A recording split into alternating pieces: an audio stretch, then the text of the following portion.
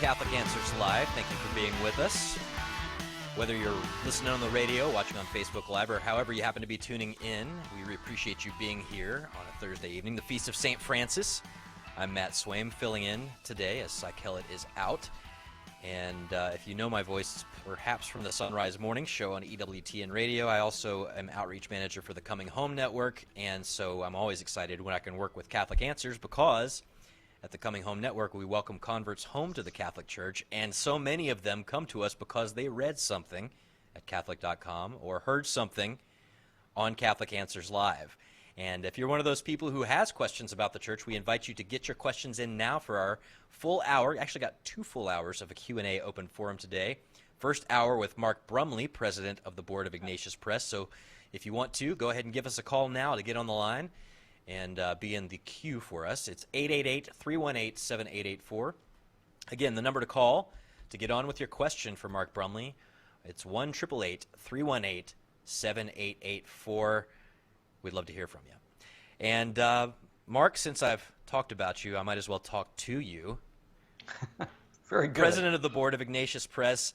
You know, the other thing about the Coming Home Network, when people come to us because they have questions about the church, usually we say, well, let's recommend you this book from Ignatius Press.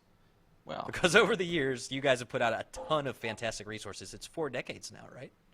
yeah, we've been doing it, and we have our 40th anniversary celebration coming up here in the city of St. Francis, it being his feast day and all, and it's a solemnity for us here in San Francisco. So November 2nd and 3rd, we're going to have a dinner and then a big conference the next day with Father Fessio, our founder and the editor of Ignatius Press. A few Catholic Answers listeners I know have heard Father Fessio since he's a regular. Just a few. Michael O'Brien, our Michael novelist D. friend, an artist. You know, he's going to be here. Yeah, so lots of great people. Sounds awesome. Yeah, Cardinal Renzi, Steve Ray, Father Spitzer, Peter Kraft.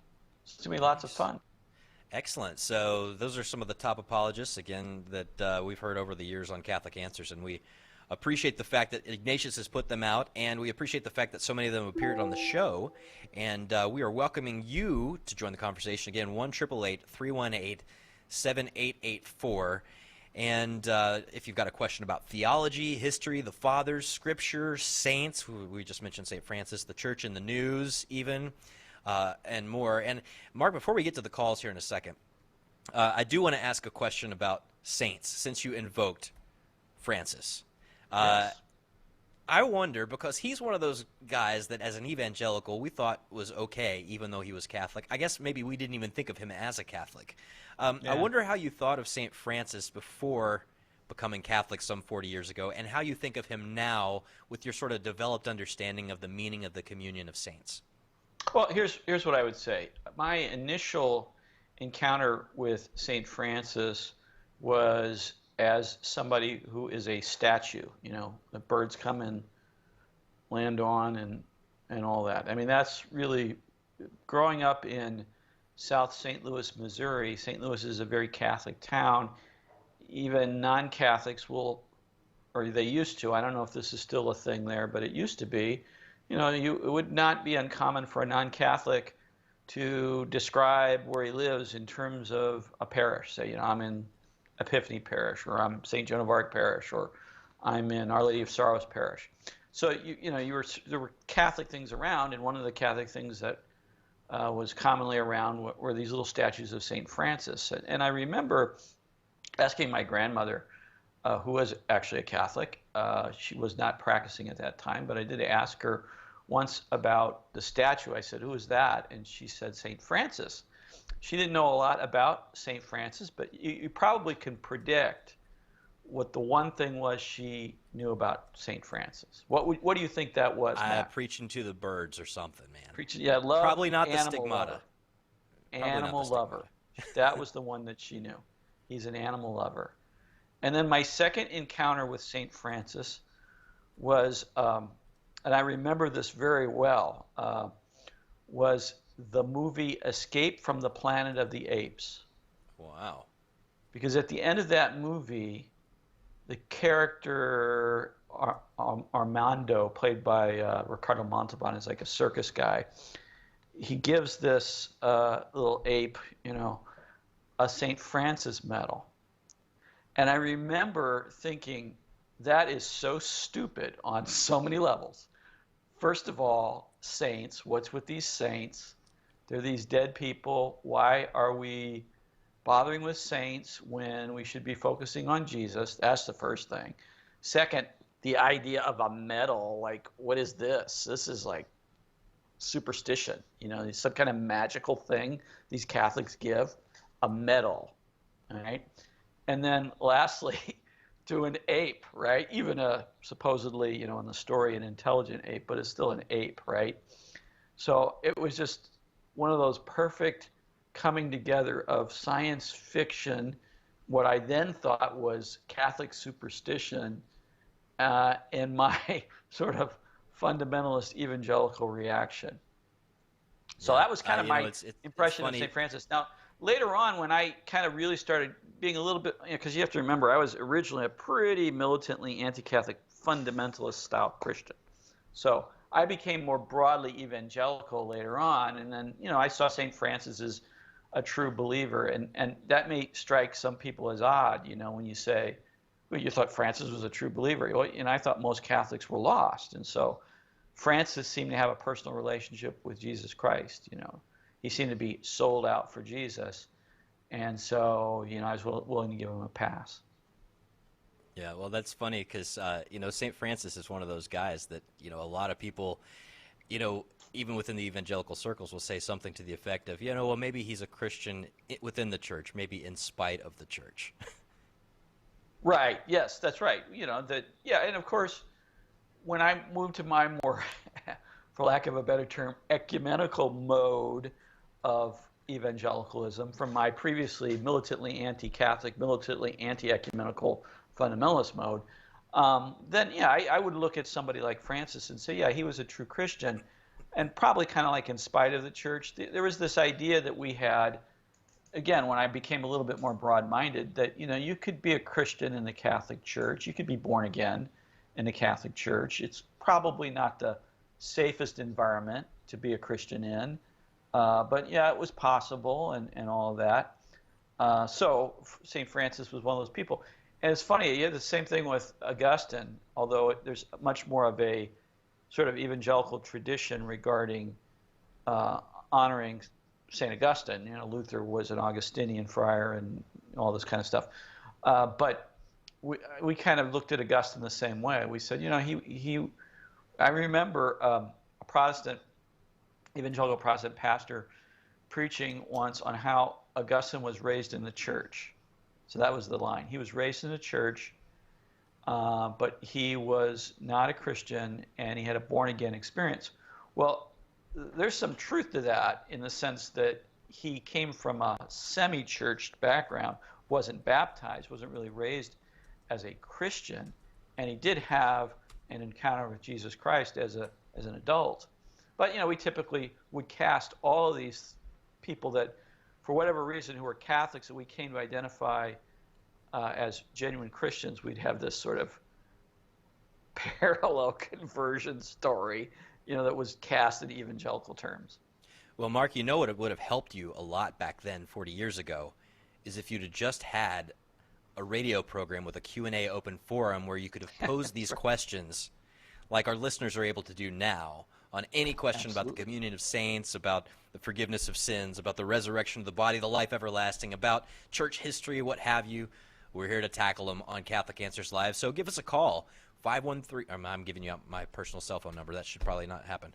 888-318-7884. That's 888-318-7884. Get on the line with Mark Brumley from Ignatius Press. I'm Matt Swaim, and would love to take your calls here at Catholic Answers Live. And Mark, you ready to take some calls after the break?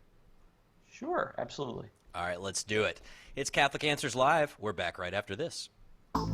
Every question is important. Ask yours today on Catholic Answers Live. The leading Catholic voices are on EWTN Radio. Our mission is to transform the world one woman at a time through a spiritual program of formation that helps them to see who they are as daughters of the Most High God and to enjoy the gift that God has given to them by virtue of their femininity. Women of Grace with Jeanette Bankovic-Williams. Tomorrow morning, 11 Eastern on EWTN Radio. Are you a coffee drinker? If so, you can now enjoy a coffee roasted to perfection by the Carmelite monks of Wyoming. Delicious Mystic Monk coffee is roasted and prepared by monks in a hidden cloistered monastery and is available in over 25 varieties. All Mystic Monk coffees are works of perfection and labors of love. For more information on how to purchase Mystic Monk coffee, visit mysticmonkcoffee.com. That's mysticmonkcoffee.com. A generation ago, Christian parents didn't have to worry about how to explain transgenderism to their 9-year-old children or help their teenager deal with mockery at school for believing in traditional marriage. But today, as our culture decays, we have to know how to talk to our children about these issues. In Made This Way, How to Prepare Kids to Face Today's Tough Moral Issues, Layla Miller and Trent Horn give parents the crucial tools and techniques to form children with the understanding they need appropriate to their age and maturity level to meet the world's challenges. If we're not teaching our children how to understand tough moral issues, then the world will. Read Made This Way and learn how to give your kids a firm foundation on which to build a life of moral clarity and happiness. Order your copy of Made This Way today by calling 1-888-291-8000 or logging onto the shop at Catholic.com.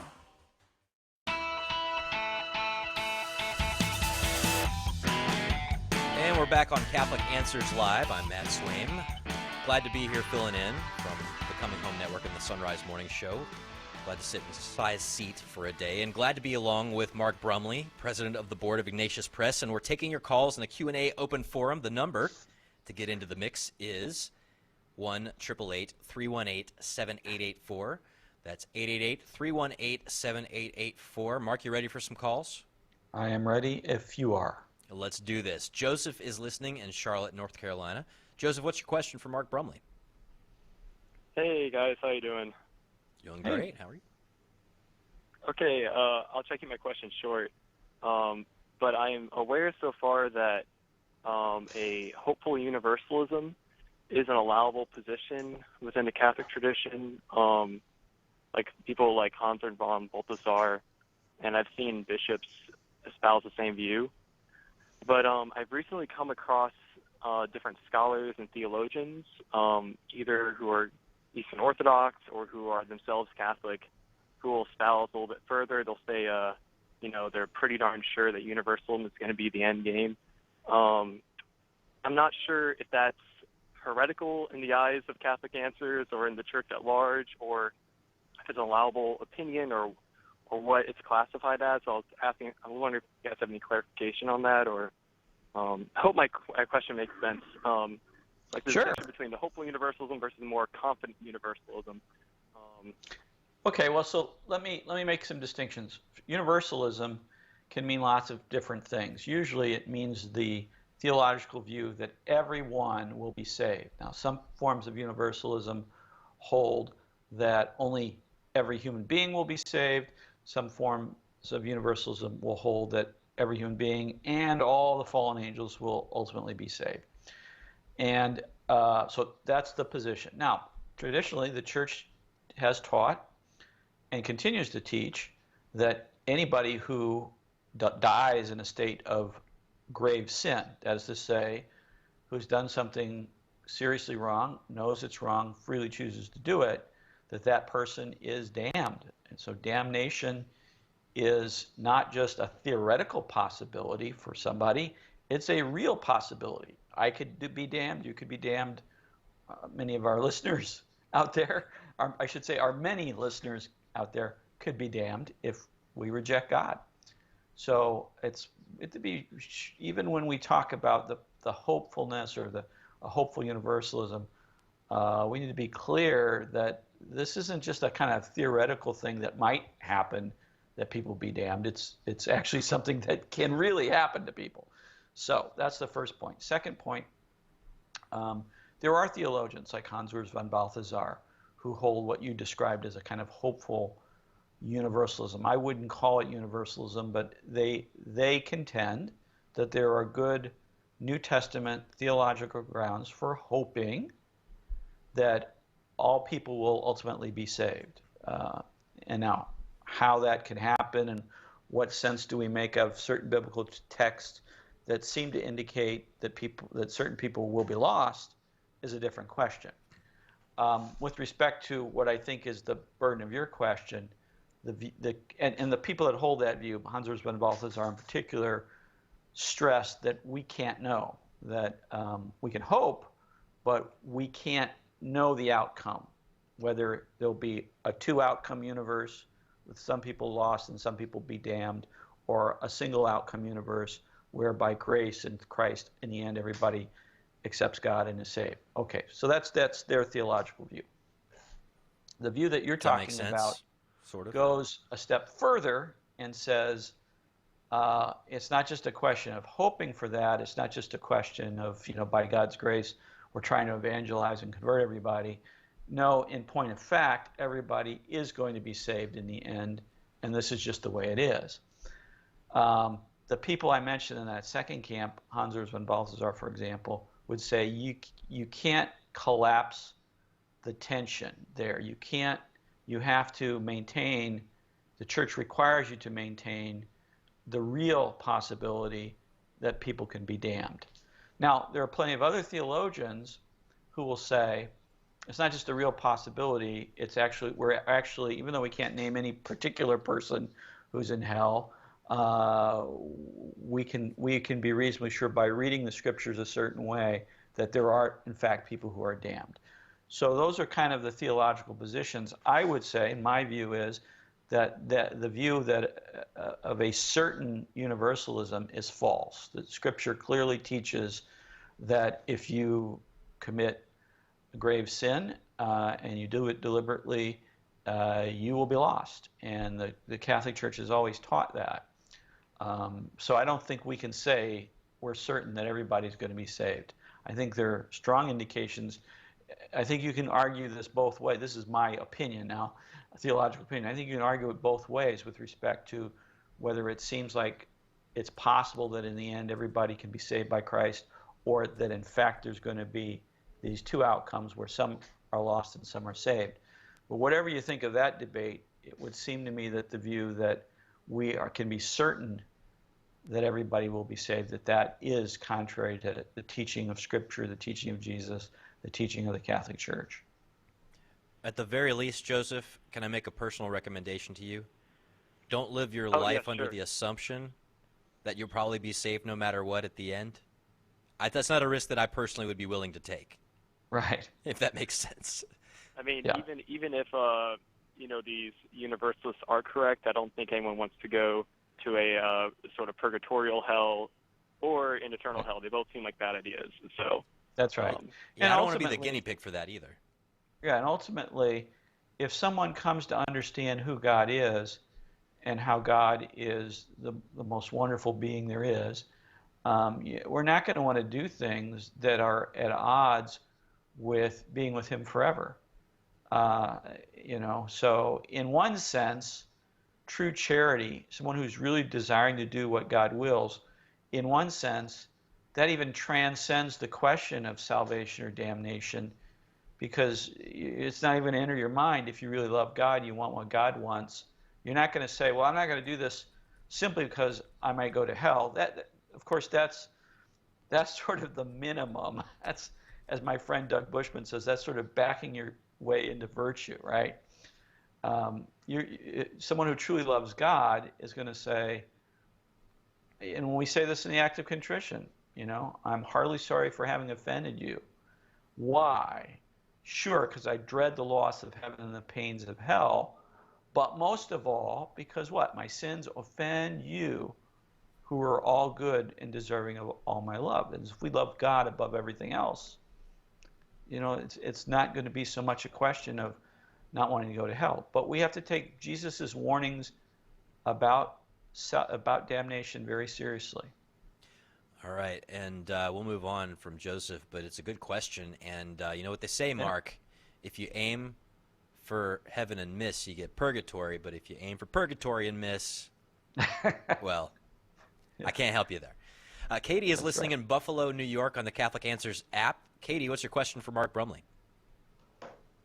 My question is, my husband and I have been married 10 years. We've got 3 children together, and we both raised Catholic. He more sacramentalized and not really evangelized per se. And throughout our marriage, he'll bring up periodically, let's check out other faith communities. And my friends at Wesley, and they said we're going to love it there. And I really want to expose the children to other faiths.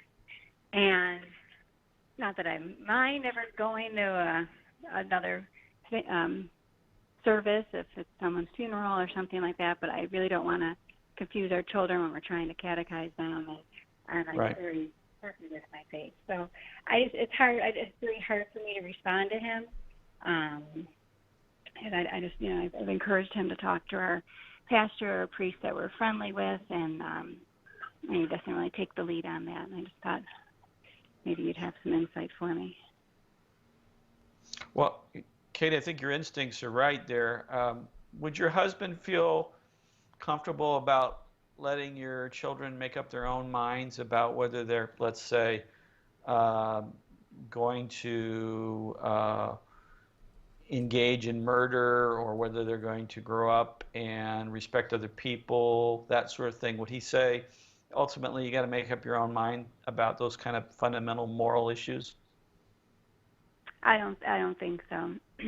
Right. So he's got certain convictions that he thinks are core and foundational, and he loves his children so much he wants to make sure that those convictions are their convictions because he thinks they're good and true and important.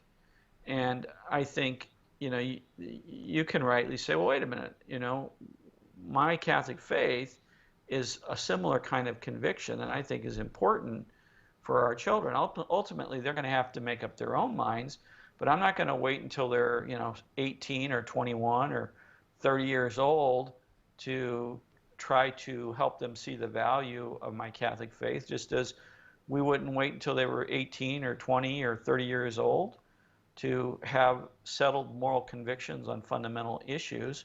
We try to inculcate those values in our children very early on. Ultimately, parents can't compel their children to believe, nor can they compel them to adopt the same moral codes or ethical values that we parents have. We can do our best to model those things, to teach those things, pray for our children, give them good examples, but in the end, they're going to have to make up their own minds. So if that's true about ethical values, it seems to me it's reasonable to say that it's true with respect to something we hold very dear, which is our Catholic faith. Does that help a little bit, Katie? Yeah, I mean, any book I could.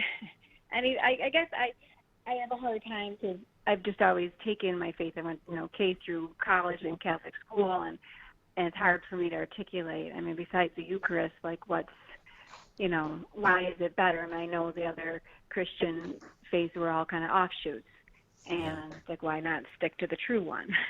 But I think he often feels like, oh, you Catholics are so uppity, and look down on other people, which they certainly don't. But I just don't need to go searching elsewhere. Yeah, well, there are a number of things that you could be added to this discussion, Katie. Bear in mind that neither Mark nor myself are in the faith that our parents raised us in. I mean, we're in Christianity, right? But we're both adult converts to the Catholic faith. So, wait a minute. You're an adult? Oh, yeah. I'm not. I'm still. I'm overplaying my hand here, Mark, aren't I? Yeah. Oh well. But that being said, that at a certain point, your kids are going to have to own their spiritual deal. Right. I mean, that's just how it is, and it's your responsibility. I mean, if you had them baptized, you made the vows that said, and your husband would have made those vows too if he was there, that said that you would raise them in the church. And so, at least if you can appeal to that, that's something to go on. Again, though, that only goes so far, right? Because as adults, the St. Peter doesn't stand at the gate and say, "Were your parents Catholic?" Right? Did they put you through Catholic school? So Yes. yeah. So if I understand you, Katie, you're looking for some recommendations on resources. I think I would recommend the book Love Unveiled by Ted Sri. Last name is S-R-I. Edward Sri. It's called Love Unveiled, and Ignatius Press publishes that. Trent Horn has a book called Why We Are Catholic. That's published by Catholic Answers. I think those are two great resources that you might share with your husband. I don't think that they're particularly triumphalistic. I think they're pretty straightforward. Yeah, there are a lot of things out there. I mean, maybe just hearing some conversion stories as well. We've got those at the Coming Home Network in spades. Just hearing somebody else tell their story. Sometimes that's Absolutely easier to do than having somebody read a book. Sometimes a book gets through to some people that nothing else will get through. So we're going to take more calls after the break. Give us a call, 888-318-7884. Back after this. Catholic Answers Live. A generation ago, Christian parents didn't have to worry about how to explain transgenderism to their 9-year-old or help their teenager deal with mockery at school for believing in traditional marriage. But today, as our culture's moral center continues to fly apart, and with every form of deviance publicly aired and celebrated, we have no choice but to equip our kids to understand about such issues. In Made This Way, How to Prepare Kids to Face Today's Tough Moral Issues, Layla Miller and Trent Horn give parents the crucial tools and techniques to form children with the understanding they need, appropriate to their age and maturity level, to meet the world's challenges. Silence can no longer be an option. If we're not teaching our children how to understand tough moral issues, then the world will. Read Made This Way and learn how to give your kids a firm foundation on which to build a life of moral clarity and happiness. Order your copy of Made This Way today by calling 1-888-291-8000 or logging on to the shop at Catholic.com. The world is changing. The days of picking up a book or popping a DVD or compact disc in the player have given way to the digital age. The good news is that the shop at Catholic.com has joined the digital revolution. Check out the new digital platform at shop.catholic.com, where all of our DVDs, books, and audio products are now available in digital form for you to purchase and download at your convenience, anywhere you go. For that matter, anywhere in the world. We've got hundreds of offerings, so visit shop.catholic.com today and check out our selection. That's shop.catholic.com.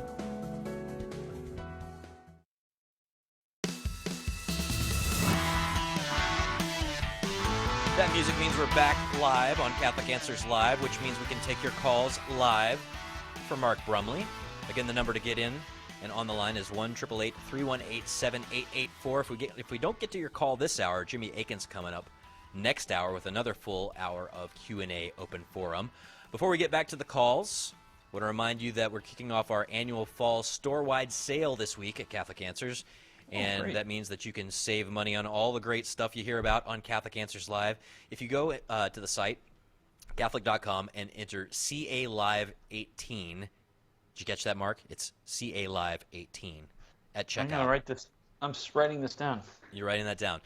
Shop.Catholic.com is where you enter that code to save 20% off almost everything in the online store, which means resources by Jimmy Akin, Trent Horn, as you just mentioned, Christopher Check, all your favorite Catholic authors. And you know what? Christmas is coming, Mark. The goose is getting fat. So maybe this is a time to stock up ahead of Christmas. Hey, you should have mentioned my book. Yeah. RCIA classes are in full swing as well. Get a stack of books for those people in RCIA as well. So CA Live 18, shop.catholic.com. Go save some money and get some good stuff. Yeah. All right. Don't forget my book. Which one's that? How Not to Share Your Faith is the old title, but it's now called The 7 Deadly Sins of Catholic Apologetics. Well, that's a lot spicier. That's a revised edition. So those of you who got the first edition should get the second. If you haven't gotten either, you should get the second edition today. I have multiple editions of, Fellowship of the Ring based on the cover. So, yeah, I mean, that's worth it to me. Go for it. That's awesome.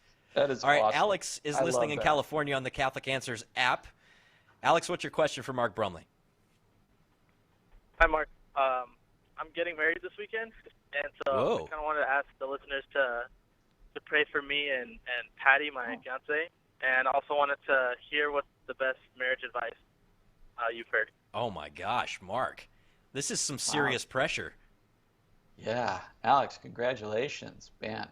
What would I say? Well, best advice I could give you is pray, pay, and obey, right? Pray, pay, and obey. I used to say that about the position of the laity in the church. I think that was always a little bit of a mischaracterization, but they used to say, laity's role is to pray, pay, and obey. I would say your role as a husband is to pray. Obviously, pray for yourself and your spouse. Pray for your wife to be, Patty. And then pay. What does that mean? Well, that means not talking about money, although obviously you should support your family. By pay, I mean you got to pay your dues. That is to say, you're going to have rough times. You should accept that going in. I know you're in love and all of this, and that's exciting, and it's a thrill, and you get married and all that. But you're going to have to pay your dues, which means there's going to be suffering. She's going to drive you nuts by how she squeezes the tube of toothpaste, and you're going to drive her nuts by how you eat the dinner table and all that kind of stuff. So you got to pay your dues by loving each other and accepting each other, and you're going to have arguments and all of that. But if you pray together and you love each other and you pay your dues, you'll have a successful, that is to say, a faithful marriage. Lastly, obey. And I don't mean just that your wife is supposed to obey you as the husband. I mean a kind of mutuality in obedience. You two of you guys, you're going to be obedient to God. You're committed to God and one another. And you make a commitment, you have to be obedient to that commitment. When you give yourself wholly to your wife, when you get married this weekend, you're committing to her. You are promising to act consistent with your commitment. You're going to be obedient to your commitment to be her husband and to put her first next only to God in your life. And it's going to be hard to live that out at times. I've been married now 35 years, almost 36 years. And I know my wife would say, I'm still working at it, So that would be my advice. Pray for each other and for your, to be good spouses. Pay your dues and being faithful and living your lives together, and obey your mutual marriage commitments that you make. Oh, wow. That's good. That's good, solid stuff. Alex, did you write any of that down? I'll listen to it on YouTube. Oh, there you go. I'll give you one piece that's a little more practical, but will save you so much trouble, and that is, don't talk badly about your spouse to your own parents or coworkers or friends. Ooh, that's powerful. Because I'll tell you what'll happen, Alex. They know you better than they know Patty. And you know what? They're going to take your side, and they're going to pile onto Patty, and they're going to take the little anger or frustration or mild irritation that you had about her, and they're going to demonize her for you without meaning to. Yeah, that's really good advice. Most of the problems that you and Patty have can be solved with you and Patty. Unless it's a severe, crazy emergency, don't talk badly about your spouse to anybody. Unless it's like the police or something. Alex, do you pray with Patty? Ever pray with Patty? Yeah, we pray regularly. Great. Excellent. That's wonderful. Very good. Well, we'll be praying for you here. And congratulations, Alex. Thank you. Absolutely.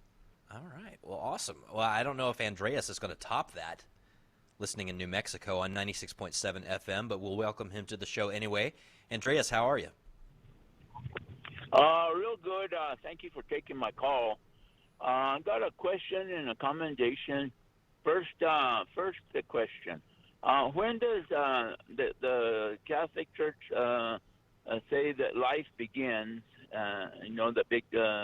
The big thing going on now on the possibility of the overturning of the Roe v. Wade with the new judge hopefully being able to get in there, and there's a big fear of that, and I've always, here comes a commendation. I've always commended the Catholic Church for always standing pro-life. You know, there's a bumper sticker that says you can't be both Catholic and pro-choice. You got to either be one or the other.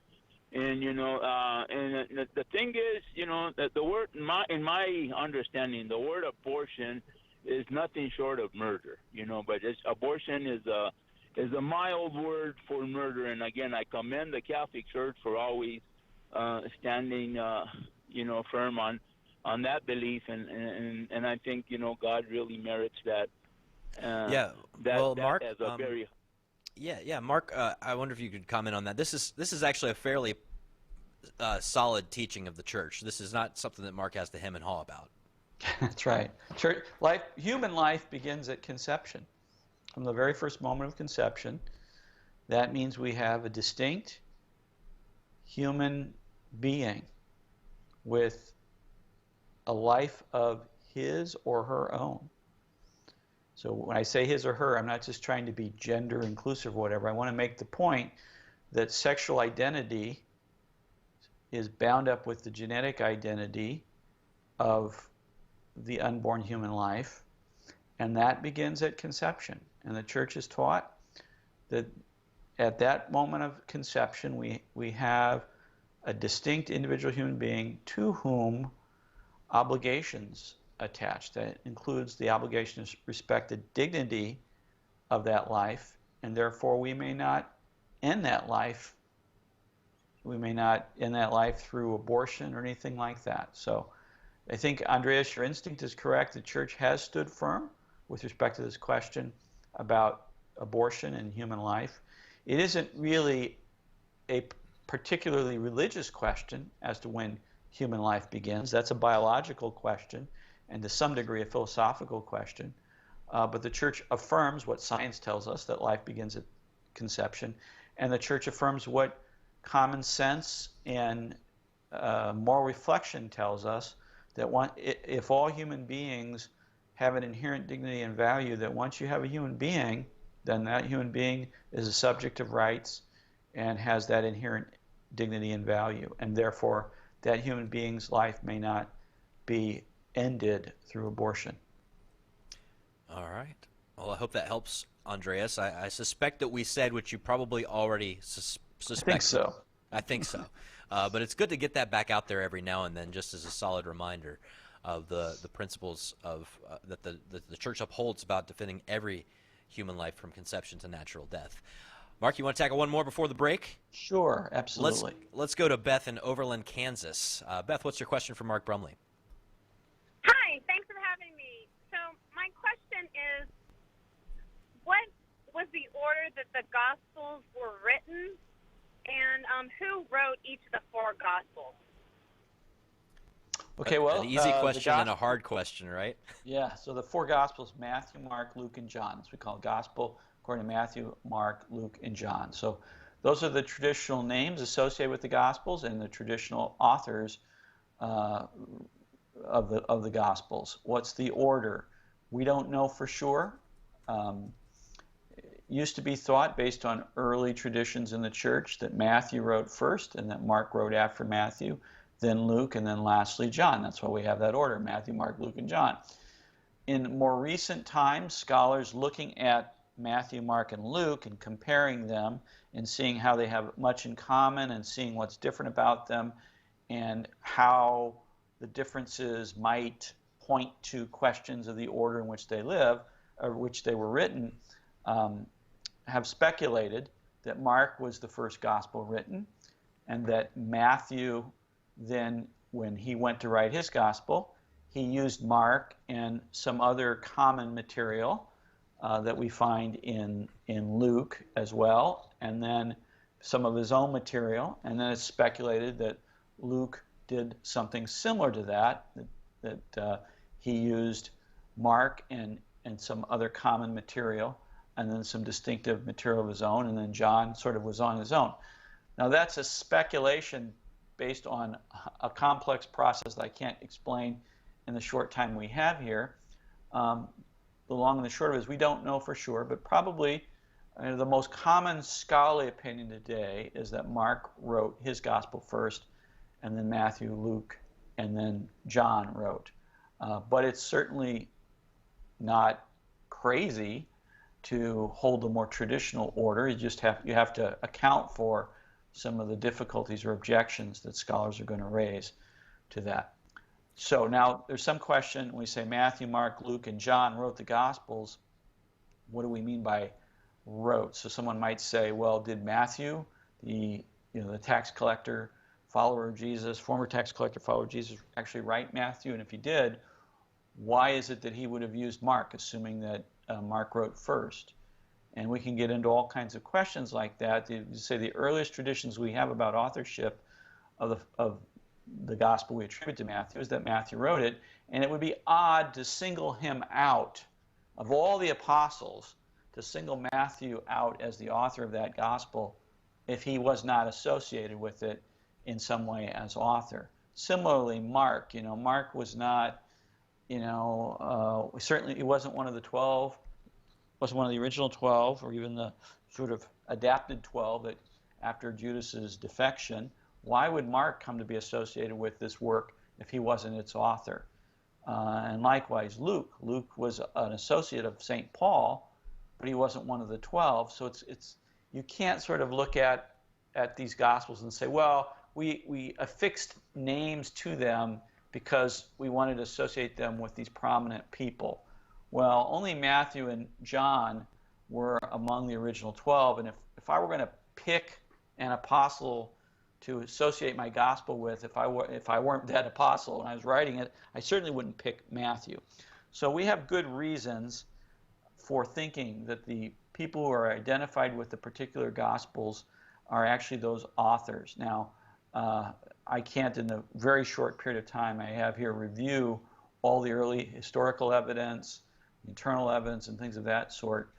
But the short answer is Matthew wrote Matthew, Mark wrote Mark, Luke wrote the Gospel according to Luke, and John wrote the Gospel according to John. Much more to it. I've oversimplified it, but that's it in a nutshell. All right. Well, I hope that helps you at least a little bit, Beth. And, Mark, just to kind of put a nice bow on it, scholars are generally in agreement that Mark wrote first, but they're in unanimous agreement that Han shot first. So that's right. Everybody agrees to that. Everybody knows that. All right, it is Catholic Answers Live. We're going to hit a quick break. Mark Brumley from Ignatius Press is taking your calls at 1-888-318-7884. I'm Matt Swain from the Sunrise Morning Show and the Coming Home Network, filling in for Cy today. We'll take more of your questions from Patrick, Colleen, Anna, and a whole lot more after the break. Catch Catholic Answers Live anytime at Catholic.com. We need Catholic radio because we need the voice of the church in the public forum. We live in a time that the secular voice dominates so thoroughly that we need to get that Catholic perspective out. Just as Fulton Sheen used radio and TV in the last century, we need to continue to use this means to announce the Catholic faith in the public forum. Bishop Robert Barron thinks Catholic radio is important. So should you. A generation ago, Christian parents didn't have to worry about how to explain transgenderism to their 9-year-old children or help their teenager deal with mockery at school for believing in traditional marriage. But today, as our culture decays, we have to know how to talk to our children about these issues. In Made This Way, How to Prepare Kids to Face Today's Tough Moral Issues, Layla Miller and Trent Horn give parents the crucial tools and techniques to form children with the understanding they need, appropriate to their age and maturity level to meet the world's challenges.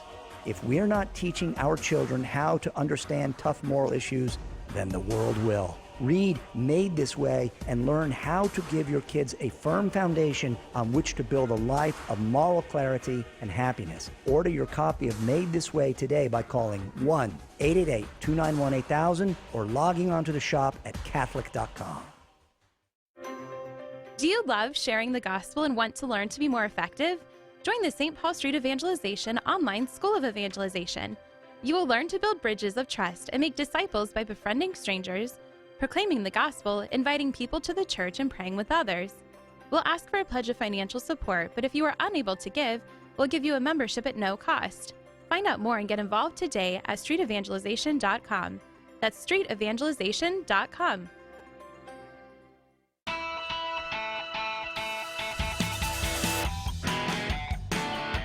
And we're back on Catholic Answers Live.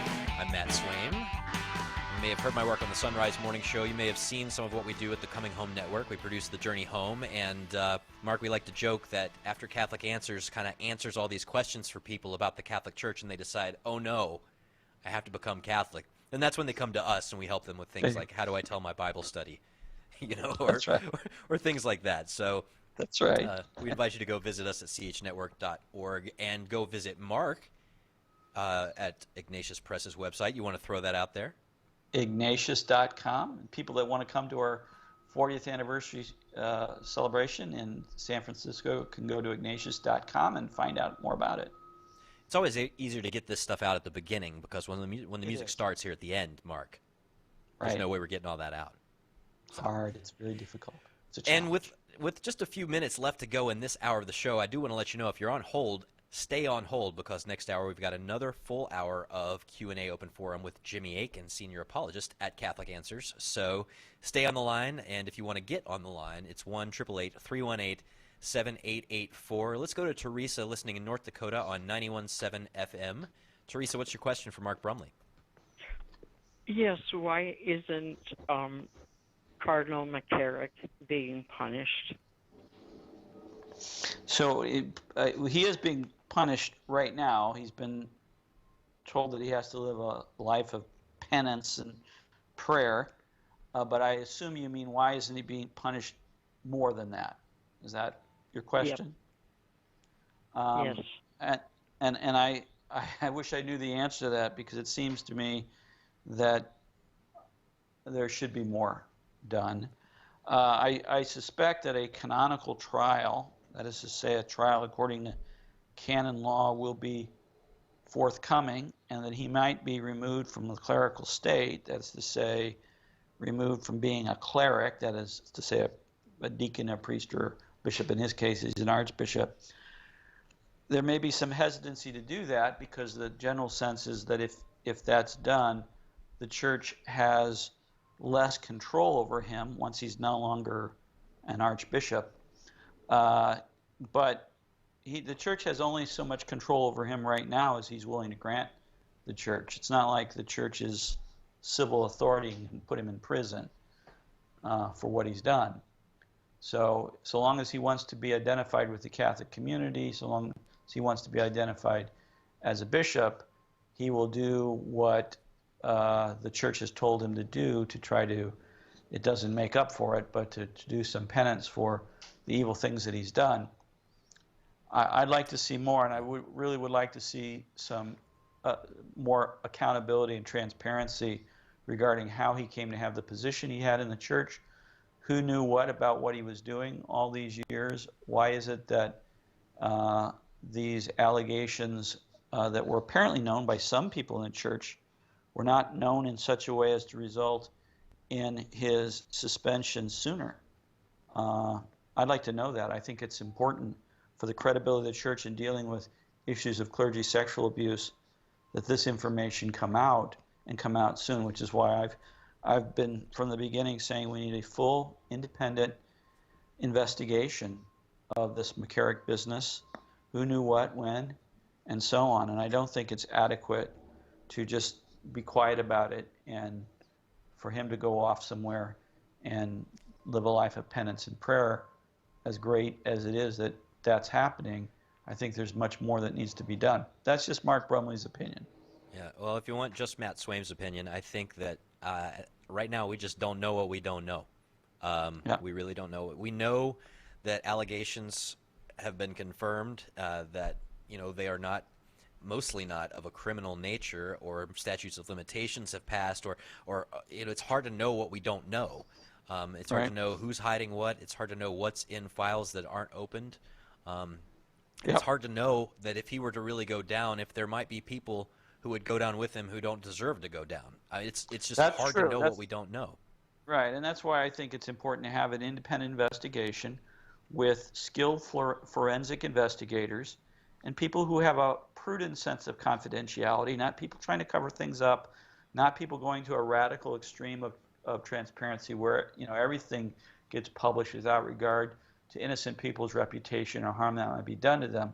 Obviously, there's a prudent middle ground But we need to have independent in my opinion, an independent investigation that looks at all these questions and finds answers. The church's credibility will continue to suffer until these things are addressed. Yeah, amen, amen. And I say, bring on the chastisement if it purifies the body of Christ. That's how I feel about it. So, all right, let's go to Patrick in Columbus, Ohio on the EWTN app. Patrick, what's your question for Mark Brumley? Oh, thank you guys for taking my call. The reason I'm calling is with the LGBT movement and the transgenderism that's going on these days, it's like a moral decline, okay? So you've got these people going, well, I identify as a male or I identify as a female. Are we going to see this taper off into the church as it seems with the scandals going on? And it's almost like an infiltration. Are we going to see a woman who identifies herself as a male go, well, I want to be a priest, and if you don't let me be a priest, oh, well, then you're discriminating me. And, and then the next thing you know, we've got some hotshot California lawyer trying to sue the church to break, canon law. Well, when it Mark, comes to there's California, there's a lot going on in there, but I think that you can address this one in somewhat simple terms. Yeah, so when it comes to California lawyers, who knows what you're going to get. But I'll say this, to be a priest, you have to be a man. And to be a man, you have to be biologically a man. It doesn't matter if you're a woman and you think you're a man, or if you're a woman and you'd like to be a man, or you're a woman and you undergo physical alteration of your body to try to make yourself be a man in your own mind. No, you have to be biologically a man to be a priest, because priests represent the husbandly spousal relationship of Christ to his church. And that's not something women can do, and it's not a characteristic that you acquire through a process of manipulation or alteration of your body. So. Yeah, and this is an oversimplification as well, but it's the same reason that you can't consecrate, pizza, right, as the Eucharist. You don't have the right form. I mean, you don't have the right matter, I should say. And that's the right. proper and, matter for ordaining to the priesthood would be and we need to be male. aware that there are people who suffer from, psychosexual dissociation, where they think of themselves as a different sex than they are biologically, and that is a grave cross that people can suffer, and they certainly need help and support, but that ought not to take the form of pretending that that you can be a man when you are biologically a woman, or that you can be a woman when you're biologically a man. Yeah, and again, this, you can dig into kind of the sacramental theology of this, but in order for a sacrament to take place, you have to have not just the proper form liturgically Right. for ordination, but also the proper matter, which is, a male. And Jesus selected Right, males. and I mean, he could have sacraments selected are his signs, mother, but he didn't. And they're signs that resemble the thing that they're pointing to. And part of the sacramental sign in the sacrament of holy orders for a priest is that the priest be a man. That's part of the signification, what points to the reality that you can't see, namely Christ himself as the bridegroom, the spousal, husbandly, male identity of the one who is ordained points to that reality of Christ as bridegroom of the church, that you can't see. So that's part of the sacrament of holy orders, and you got to be male. Yeah, all right. Well, that sums it up, and there's a lot more to be said on that particular topic, but I don't know about you, Mark. I hear the music, and that means this hour has flown. You mentioned the 40th anniversary celebration for Ignatius Press. Real quick, where can we get more information on that? Go to ignatius.com/40 and check it out. You'll see the outstanding lineup we have for the upcoming conference. So. All right, sounds good. And in the meantime, stay on the line. Jimmy Akin's coming up with another full hour of a Q&A open forum next. I'm Matt Swaim. Thanks for being with us on Catholic Answers Live. Call us, 888-318-7884 to get on the line. 888-318-7884. back after this.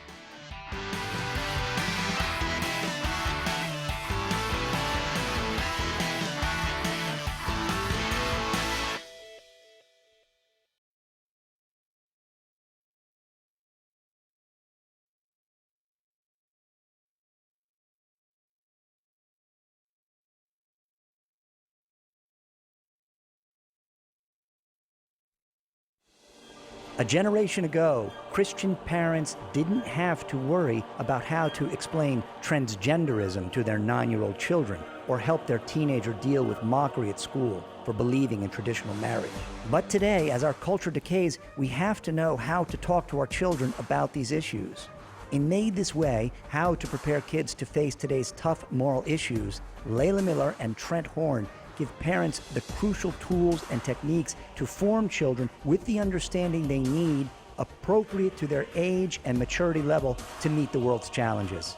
If we're not teaching our children how to understand tough moral issues, then the world will. Read Made This Way and learn how to give your kids a firm foundation on which to build a life of moral clarity and happiness. Order your copy of Made This Way today by calling 1-888-291-8000 or logging onto the shop at Catholic.com. So, you're listening to Catholic Radio. I think it's safe to say that you probably want to become like Jesus. Theosis is a fancy word used to explain the process of becoming like Christ. It's how God takes sinners like you and me and transforms us into who we were created to be. Basically, rockin' saints. Clumsy Theosis is a podcast where I take 2,000 years of Catholic goodness, draw from the great minds and spiritual masters of the Church, boil it down, distill it, and give practical advice to 21st century Christians. Basically, we'll learn how to do this Catholic thing like a boss. Subscribe to Clumsy Theosis wherever good podcasts are found.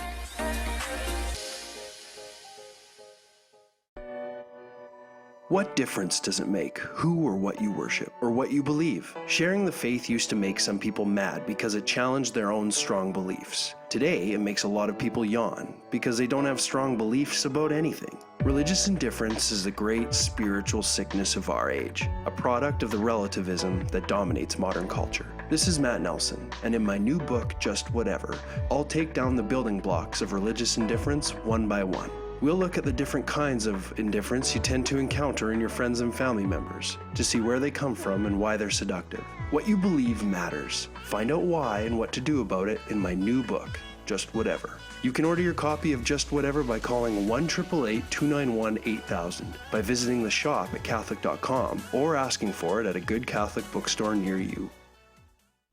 Hey everyone, Carlo Broussard here. Are you looking for an on-fire Catholic speaker to come and speak at your conference or parish event? If so, you're in luck. We've got a host of Catholic Answer speakers, including myself, just waiting to get on a plane and come see you. Just go to CatholicAnswerSpeakers.com to get all the information you need to make your event the talk of the town. That's CatholicAnswerSpeakers.com. We look forward to seeing you. Would you like to become a Catholic Answers Live parish partner? We need you to help us spread the word at your local parish. We'll give you bumper stickers, window clings, flyers, everything you need to let your parish know about the best Catholic radio show on the air. We want you to partner with us. Email us at calpartners@catholic.com today and become a Catholic Answers parish partner. Over the years, we have heard thousands of stories of how the ministry of Catholic Answers and Catholic Answers Live has changed lives all over the world. Do you have such a story? We'd love to hear how Catholic Answers has changed your life. Send your story to us today. Email us at mystory@catholic.com, or you can call 619-387-7200 to make an audio recording of your story. Wouldn't it be great to have a book to give to anyone to explain exactly why Catholics believe what we believe? The good news is that now there is. Why We're Catholic is the groundbreaking new resource by apologist Trent Horn. That one book you can hand to anyone as a starting point for helping them find their way into or back to the practice of the Catholic faith. Don't miss out on the most important, life-changing book to come along in years. Order your copies of Why We're Catholic today by calling 1-888-291-8000, visiting the shop at Catholic.com, or asking for it at a good Catholic bookstore near you.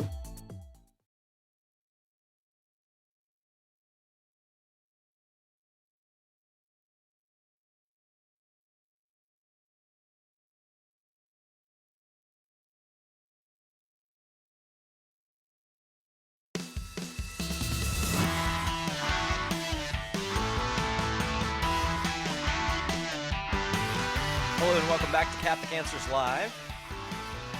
We appreciate you being with us, however you happen to be listening, on the app, on the radio, perhaps on Facebook or on our live stream. However you get here, we're glad to have you.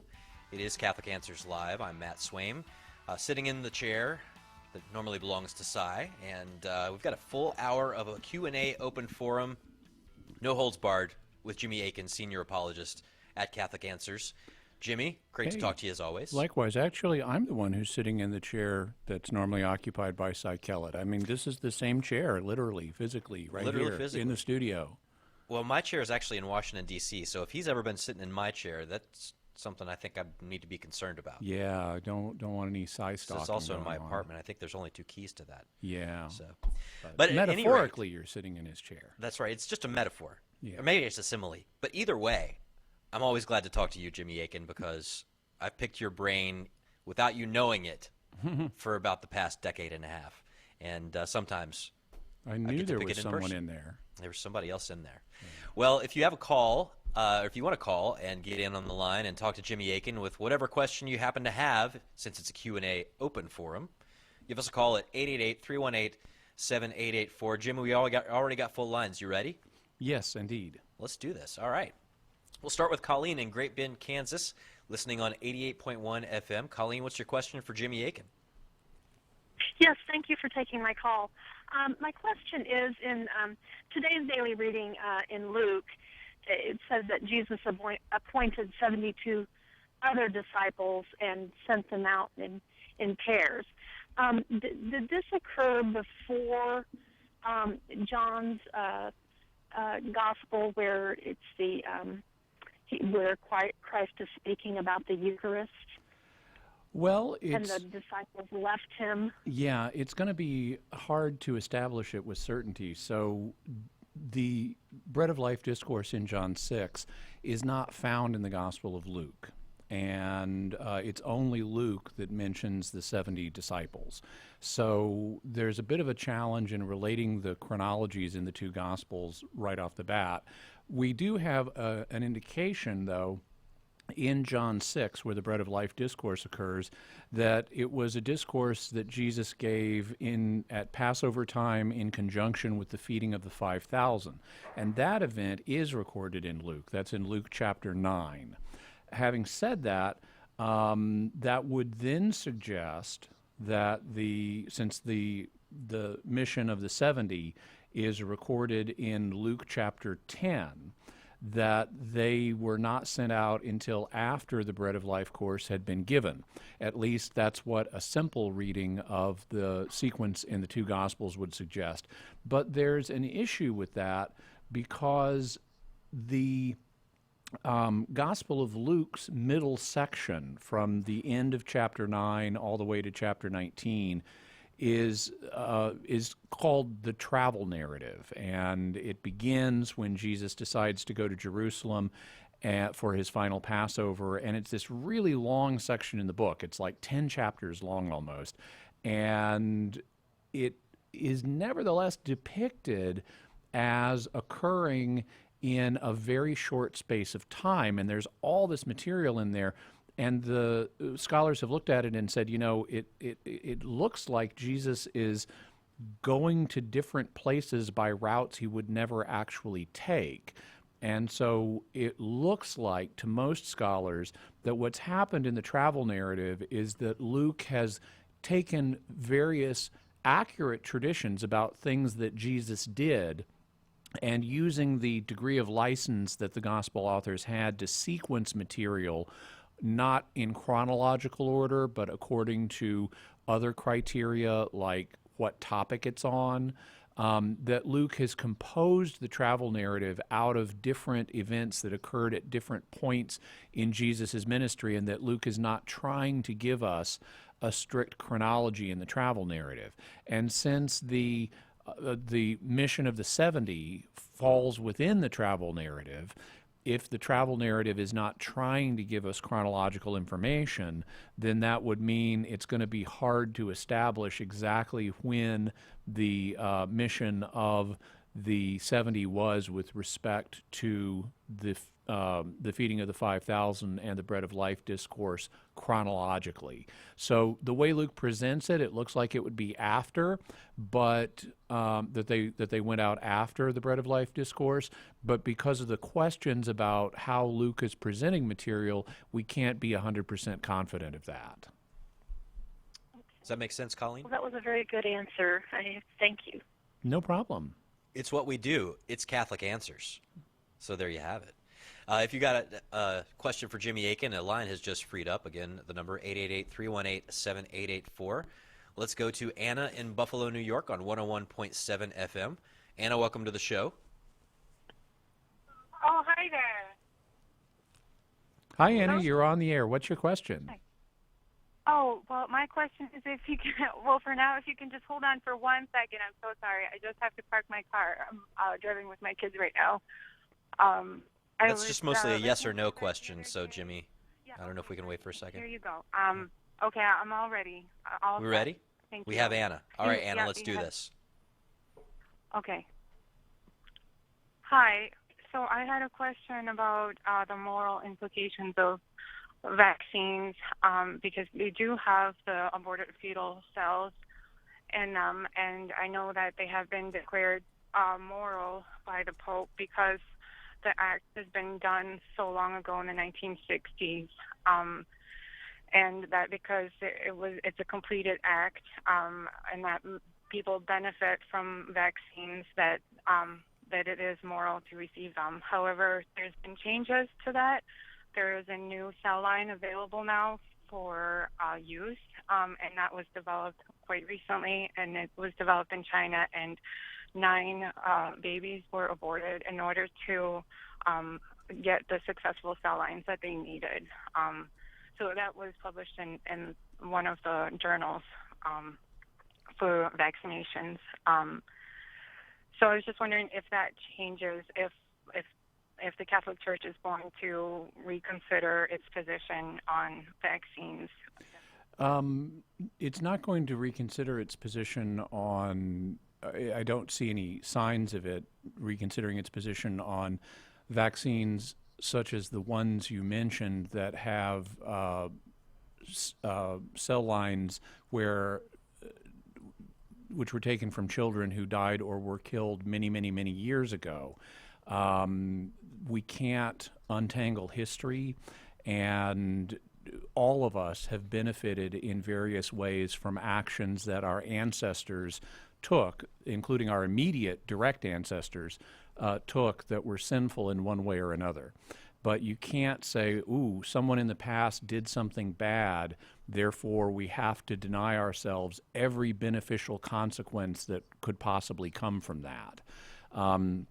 If we took such a position, then we'd have to deny ourselves, among other things, the benefits of Jesus' redemption, because that involved his death. That was an unjust killing on the part of the Roman authorities and on the part of the Jewish authorities. So they were committing objective sin when they put Jesus to death.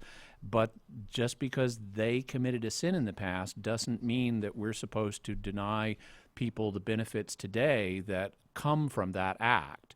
And applying that same principle, it is possible, even though we don't approve of a whole bunch of things that happened in the past, we can't undo the past, we can't revisit those things, and so we're not under a moral obligation to always deny benefits to suffering people today on account of a historical event where someone sinned.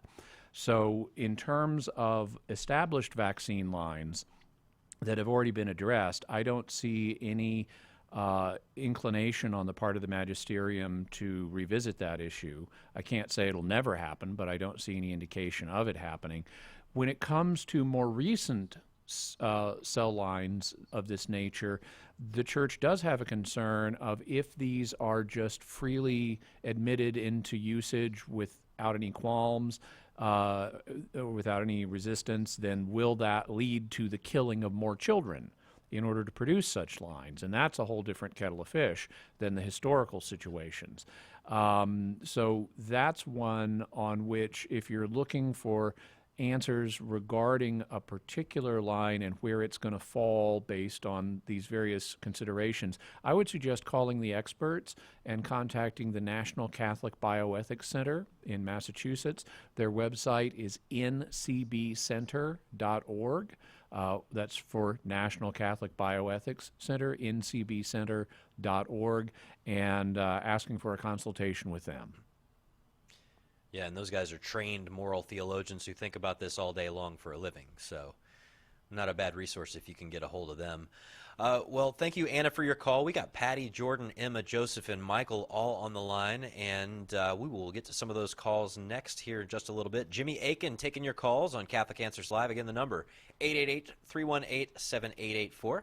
I'm Matt Swaim, filling in for Cy Kellett. We'll be back shortly. We'll be back after this. Stay with us for more Catholic Answers Live. Catholic Answers Live is on EWTN television. Hi, this is Cy Kellett. Join me for a show dedicated to Catholic apologetics and evangelization as we connect viewers to prominent leaders in the church today and touch on just about everything relating to the church. Doctrinal issues, family concerns, social issues, evangelization, ethics, you name it. Catholic Answers Live, TV, Saturday at 5 p.m. Eastern on EWTN television. Homeschool Connections, an online provider of courses for your Catholic homeschool, is a sponsor of Catholic Answers Live. Homeschool Connections website is homeschoolconnections.com. Catholic Answers Live is brought to you in part by CatholicSingles.com, the website for Catholics who want to meet others who share their faith and values for faith, fellowship, and love. You can learn more at CatholicSingles.com. Catholic Answers Live thanks CatholicSingles.com for their generous support. A generation ago, Christian parents didn't have to worry about how to explain transgenderism to their 9-year-old children or help their teenager deal with mockery at school for believing in traditional marriage. But today, as our culture decays, we have to know how to talk to our children about these issues. In Made This Way, How to Prepare Kids to Face Today's Tough Moral Issues, Layla Miller and Trent Horn give parents the crucial tools and techniques to form children with the understanding they need, appropriate to their age and maturity level to meet the world's challenges. If we're not teaching our children how to understand tough moral issues, then the world will. Read Made This Way and learn how to give your kids a firm foundation on which to build a life of moral clarity and happiness. Order your copy of Made This Way today by calling 1-888-291-8000 or logging onto the shop at Catholic.com.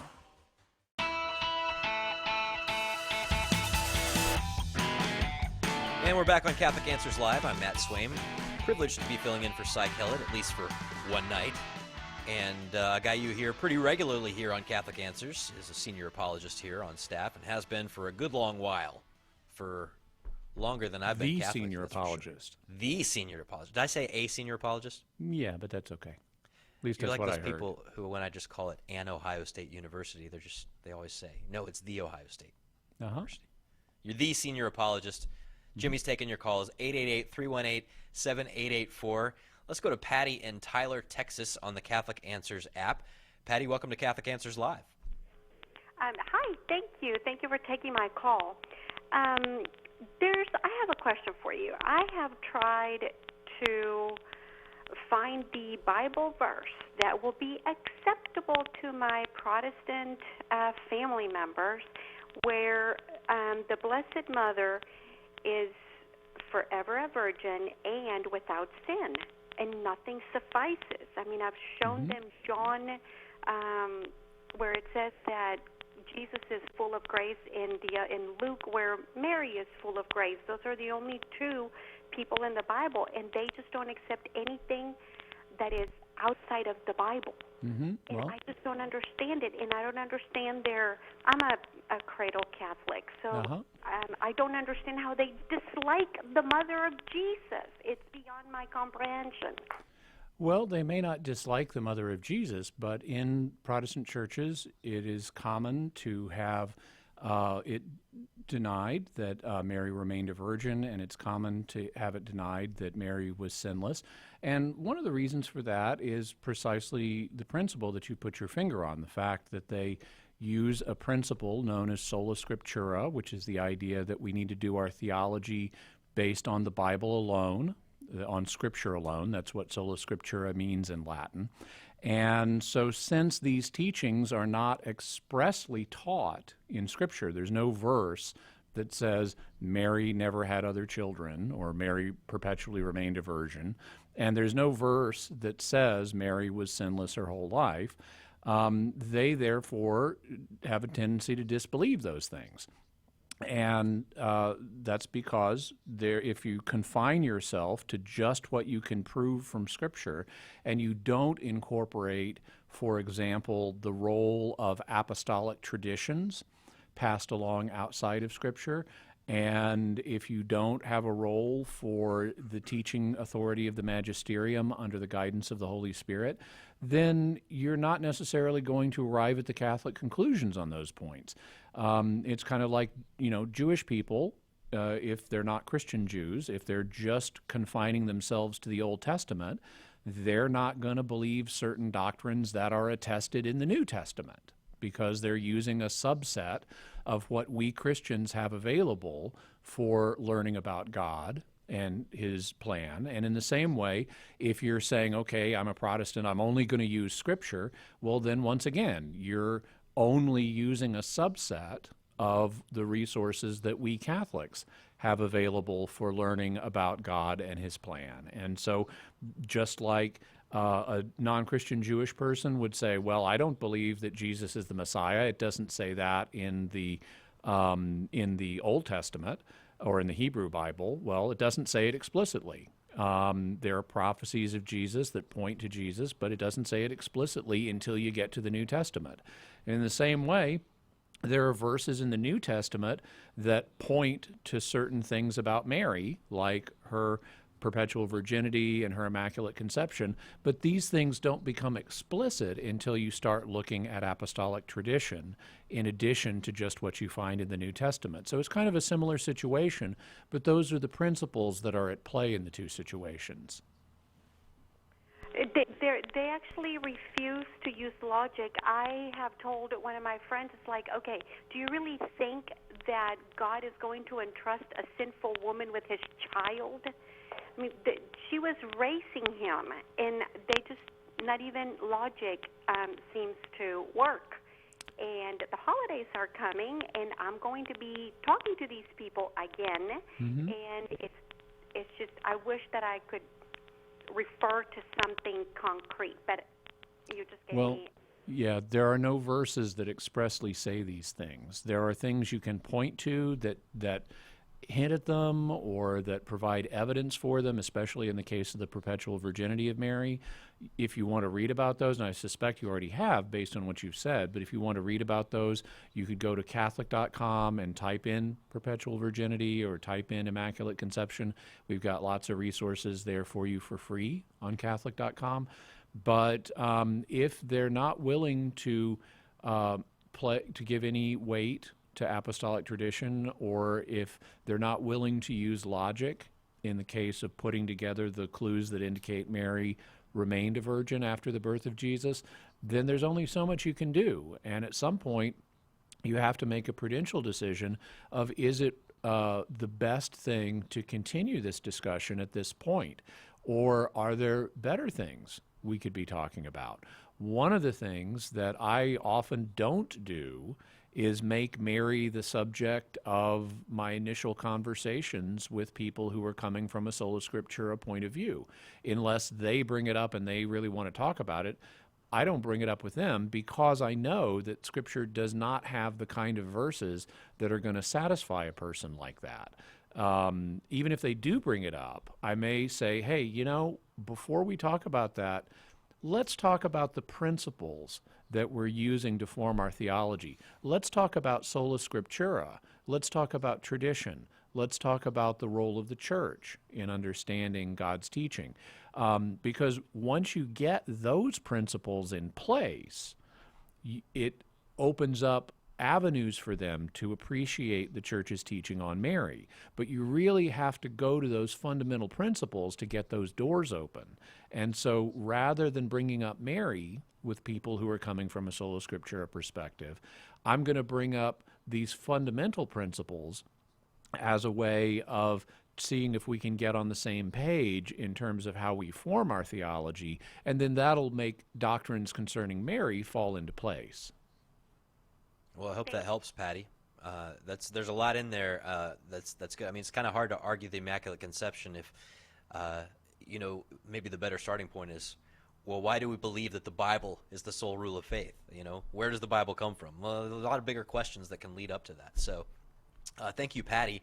Let's go to Jordan in Detroit, listening on Ave Maria Radio. And Jordan, what's your question for Jimmy Akin? Hey, good evening, everybody. So I would like to see if you can shed some light on the contrast of Matthew 16:12, where Jesus says, "Beware of the teaching of the Pharisees and Sadducees," and then Matthew 23:1-3, where he says, where they sit on the chair of Moses, almost like implying to listen to what they teach, but don't do as they are doing. Yeah, well, he actually says, do whatever they tell you, but don't do as they do, because they don't practice what they preach. So the obvious way to harmonize these two statements in Matthew is by recognizing that there's a difference between the rule-making authority for a community and the teaching of a group. A group may have terrible doctrine, but they may nevertheless have rule-making authority. And, you can look at examples of that here in our own country. Let's say, on the federal level, Congress has the authority to pass laws, but that doesn't mean that the folks in Congress have a correct understanding of theology. A lot of them have a really bad understanding of theology, but that doesn't mean they don't have the legal authority to make rules for the American community. They do. In the same way, the Sadducees, and to a lesser extent the Pharisees, had problematic teachings that Jesus was quite right to warn the disciples against in Matthew 16, but they also did have rule-making authority for the Jewish community. So they could pass laws that said, for example, this day is going to be a feast day, or this day is going to be a fast day, so we're all going to fast on this day. They could do things like that. They could declare, okay, this is the beginning of the month. They even had an elaborate system that we read about in the Talmud for how to determine in Jerusalem whether the new moon had risen and whether it was the beginning of a new month, and they had legal procedures for all of that. And those legal procedures were established by their legal authority. So that's what Jesus means when he says that they sit on Moses' seat. They have the ability to make these rulings, and so if you're a member of the Jewish community, you needed to obey their rulings on legal matters for the community, but you also needed to be on the watch out for any problematic theological ideas that they had. Same way we do here in America. You need to obey the laws, but you also need to be on the watch out for problematic religious ideas that the lawmakers may have. Gotcha, that's helpful. Thank you. And just to clarify, too, so the Pharisees and the scribes, they sat on the chair of Moses, right? And the Sadducees were separated from that, correct? No, the Sadducees also exercised authority. Now, there were some, thus they sat, for example, on the Jewish ruling council, along with many Pharisees, and exercised legislative authority as well. So it's not just one group. We don't want to overly logic chop this. Jesus was recognizing these guys as the leader of the Jewish community in Palestine broadly. He wasn't saying, well, these guys have legislative authority, but these other guys you can totally ignore. In fact, the high priest was typically a Sadducee, and Paul expressly in Acts acknowledges the high priest as the leader of the Jewish people and acknowledges that he has to be respected on that ground. Well, I hope that helps with your question there, Jordan. And of course, there's also questions about how do we apply that in this day and age within the church itself. But if you have questions for Jimmy Akin, please call with them, I should say. 888-318-7884. Again, that's 1-888-318-7884. Jimmy, you up for some more questions after the break? Obviously. All right. Well, good deal.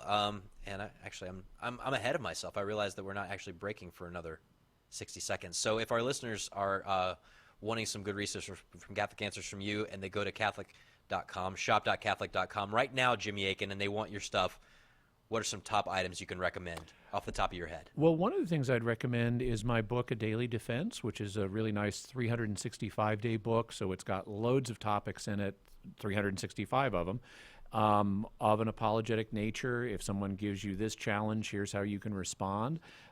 Each has a one-page response, so it's very brief, just takes a few minutes to read. Also, you can pre-order my upcoming book, Teaching with Authority, all about dogma, doctrine, and how to understand church teaching. Well, that sounds like it's going to be... Is it going to be ready for Christmas? It will be. All right. Well, stuff your stocking with that. Catholic Answers Live will return in just a little bit. 1-888-318-7884. Call with your questions for Jimmy Akin. We'll be back right after this.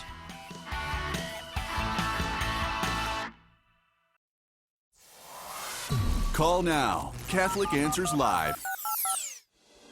A generation ago, Christian parents didn't have to worry about how to explain transgenderism to their 9-year-old children or help their teenager deal with mockery at school for believing in traditional marriage. But today, as our culture decays, we have to know how to talk to our children about these issues. In Made This Way, How to Prepare Kids to Face Today's Tough Moral Issues, Layla Miller and Trent Horn give parents the crucial tools and techniques to form children with the understanding they need, appropriate to their age and maturity level to meet the world's challenges. If we're not teaching our children how to understand tough moral issues, then the world will. Read Made This Way and learn how to give your kids a firm foundation on which to build a life of moral clarity and happiness. Order your copy of Made This Way today by calling 1-888-291-8000 or logging onto the shop at Catholic.com. Is the church wrong on contraception? In a culture that worships the pursuit of sexual pleasure, the Catholic Church's teaching on contraception can seem archaic and unintelligible. Its critics say it's outdated, theologically unfounded, and even harmful. And even faithful Catholics can have difficulty explaining this moral teaching. Catholic Answers is out to change all of that. That's why we've just released Trent Horn's dynamic new DVD, The Case Against Contraception. Using scripture, papal and magisterial teachings, natural law, and new insights provided by social science and medicine, Trent puts forward a compelling case for Catholic teachings with his trademark charity and persuasive graciousness. Be prepared to give a defense. Order your copy of The Case Against Contraception today by calling 1-888-291-8000, logging on to the shop at Catholic.com, or asking for it at a good Catholic bookstore near you.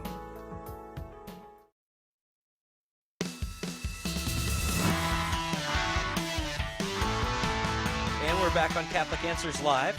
I'm Matt Swaim. I'm normally working with the Coming Home Network and the Sunrise Morning Show on EWTN, but I'm privileged to sit in for Cy Kellett today, and we are taking your calls in an open forum, a Q&A open forum for Jimmy Akin, and you can call us at 1-888-318-7884. Before we get back to the calls, I want to let you all know that Catholic Answers is kicking off its annual fall store-wide sale this week, which means that you can save money on all the great things you hear about on Catholic Answers Live, such as the books that Jimmy was mentioning just before the break.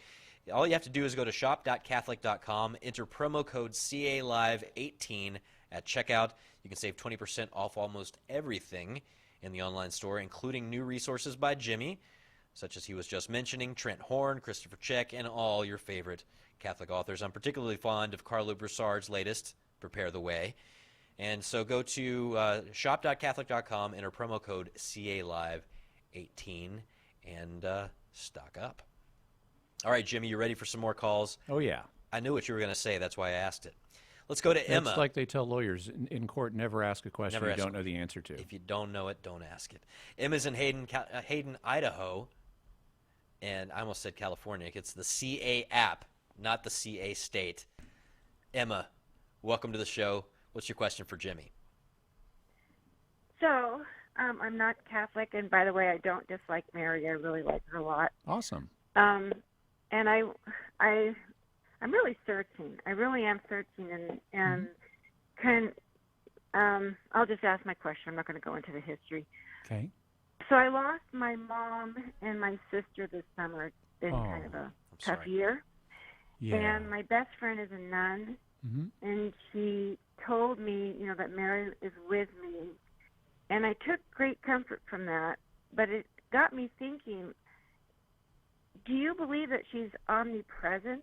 Because how can she be attending to me and probably millions of other people who are, asking for her help at the same time? Yeah, the church doesn't understand Mary to be omnipresent. Only God is omnipresent. But God has the ability to, because he is not only omnipresent, but omniscient, meaning all-knowing, and omnipotent, meaning all-powerful.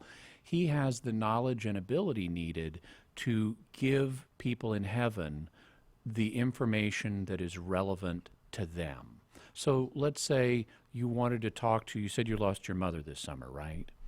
Well, your mother it would be relevant to her to know if you had something you wanted to say, like, Mom, I love you and I'm praying for you. Well, God knows that you love your mother, and he knows if you want to get a message to her, he knows how to give her that information, and he knows that she would want that information. And so you could say for any lost relative or, anyone in heaven or with anyone with God, you could say, I'd like him to know this. I'd like him to know I miss him, I love him, and God can give him that message. And in the same way, if you're asking someone in heaven, like Mary or anyone else, to pray for you, well, they're in heaven, they love God, they love you, they would want to pray for you if they know about it, if they know that you want their prayers, and so God can let them know about your prayer requests. So for all the people all over the world who would like Mary to pray for them, God can let Mary know, hey, these people would like you to pray for them. And he also has Mary the ability to give Mary whatever resources she needs to respond to those requests. She's still a finite creature just like us, but time doesn't necessarily work in heaven exactly the way it works here on earth. And in any event, God's going to give us a boost in terms of, our ability to understand and appreciate things. It's kind of like upgrading the chip in a computer. So we're going to, in the next life, be able to handle a lot more information than we can handle in this life, because he's going to reveal, the heavenly mysteries to us. And so God can give Mary and the other saints the information they need in order to be able to pray for others, as well as the ability to respond to those prayer requests. So they're still finite creatures, just like we are, but they're hooked up in heaven to God, who's able to give them all the information and all the resources they need to be able to respond in love to our desire to have them pray for us as prayer partners as we all address God together. Emma, does that help? Yeah, that helps a lot. Listen, Emma, we also want to ask the audience to pray for you and for the others in your family, and also that God will give rest and comfort to the dear ones that you've recently lost. Sorry, I'm sorry. No, not at all. It's entirely natural. It's entirely beautiful, to experience that sense of loss. I've lost, many people in my own life, and it's a testimony to the value and genuineness of your love for them that you miss them. So it's not something to be sorry about. It's actually a beautiful human thing that's a sign of your love. And since God is love and God is the source of all love, it's also a sign of union with God and of the hope of being reunited with them again together in heaven in the love of God. Okay, thank you so much. Thank you, Emma. Thank you very much, Emma. Let's move on to Joseph in Pennsylvania, also listening on the Catholic Answers app. I think Emma and Joseph are downloading the same stuff from the Catholic Answers store. So, Joseph, what's your question for Jimmy? My question is, if the priesthood is like such a big deal in the Catholic Church, how come it's not very clearly mentioned by Jesus in the New Testament? Because in the Old Testament, it seems to be mentioned very clearly, stuff about the priesthood. But in the New Testament, it kind of fades away, or it doesn't really. I know there's Paul writes about the qualifications to being a bishop, or a deacon, but there's like my girlfriend, she's a like her Bible reads it as overseer or as a elder. Mm-hmm. So like my Catholic Bible says, bishop. So like I can't really use that. But I know there's like things like how Jesus washed the feet of the apostles. I know that's like one of the arguments. But so I don't really understand where the priesthood comes from what Jesus said. Okay. And also Jesus gave the ability for his apostles to forgive sins, but how do we know that the apostles had the ability to pass that down to their successors? Okay. Let's deal with the second question first. If Jesus deemed it necessary to give his ministers, first of all, it's not, in John's gospel, it is not restricted to the apostles or the 12.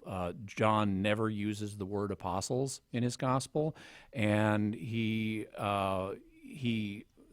instead tends to refer to the disciples, meaning Jesus' closest followers, including people who were at the Last Supper who may not have actually been apostles. That gets into some areas that I don't have time to go into right now.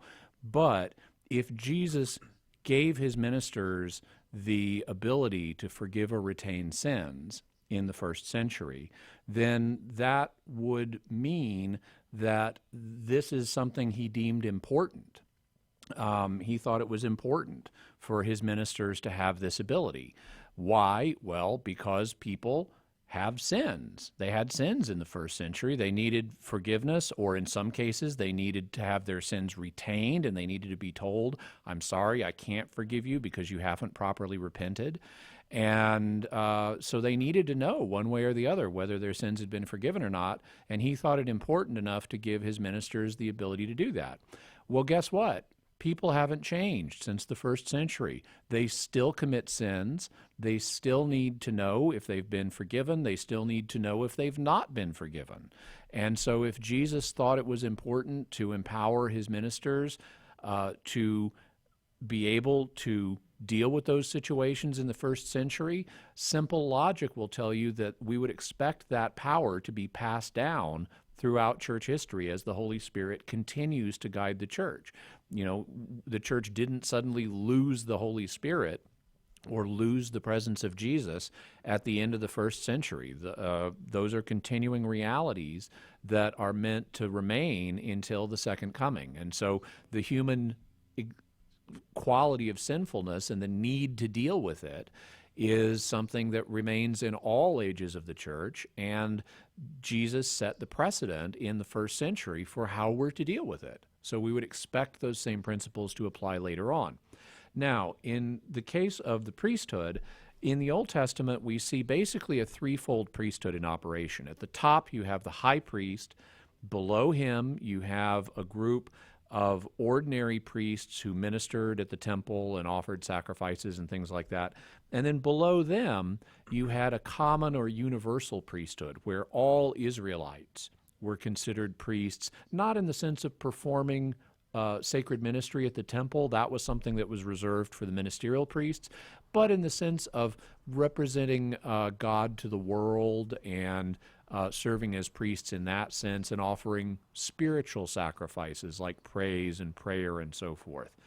So what do we find in the New Testament? Well, in the book of Hebrews, Jesus is described as the high priest for the Christian church. Also, we find in various places, like in Peter's letters, passages that quote the Old Testament sayings about you will be for me a kingdom of priests, that refers to that lowest common priesthood category of all Israelites and applies that to all Christians too.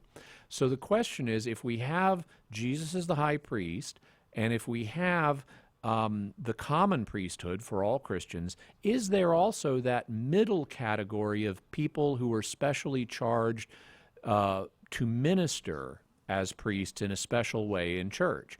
And the answer to that is yes. We find, for example, St. Paul mentioning in the book of Romans how he's been set aside for the priestly work, and he uses that phrase, priestly work. It's one word in Greek, it's two in English, but it means priestly work, of preaching the gospel so that the Gentiles, as converts, may be an acceptable offering to God.